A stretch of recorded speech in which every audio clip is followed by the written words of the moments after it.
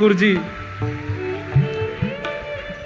आटा लेकर के आए हैं और जो जो सामग्री होती है पूरन पोली में सब ठाकुर जी व्यवस्थित कर रहे हैं। अपने हाथ से आटा मार रहे हैं, उसके अंदर वो जो मीठा मीठा सामग्री होते है उसको धर रहे हैं, बेल रहे हैं अपने हाथ से, कोमल हाथों से। ठाकुर जी ऊपर वैकुंठ में बैठी लक्ष्मी रो रही है ठाकुर जी को देख के। ये कैसा सौभाग्य, एक भक्त के लिए ठाकुर जी कितना करते हैं।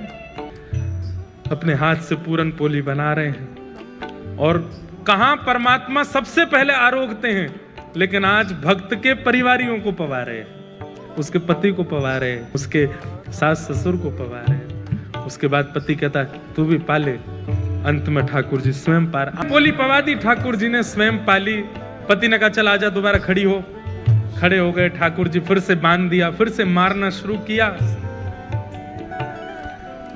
वहां सक्कूबाई पहुंची है पंढरपुर, और पंढरपुर पहुंचते ही जैसे विठोबा को देखा है, कमर पर हाथ रख के सुंदर ते ध्यान उभे विटेवरी।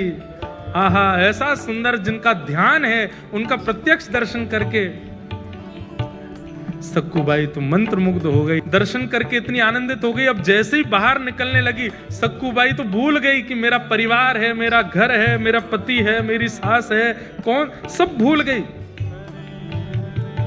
कुछ स्मृति नहीं थी, बस ये लग रहा है कि मैं दूर नहीं जा सकती, मैं आपसे दूर नहीं हो सकती नाथ।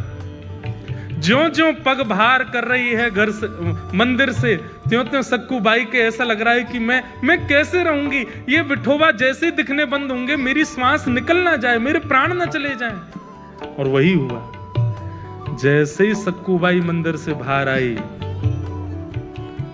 विठोबा दिखने बंद हुए। व्याकुल प्राण धरत नहीं धीरज, ऐसे प्राण हो गए सक्कूबाई के।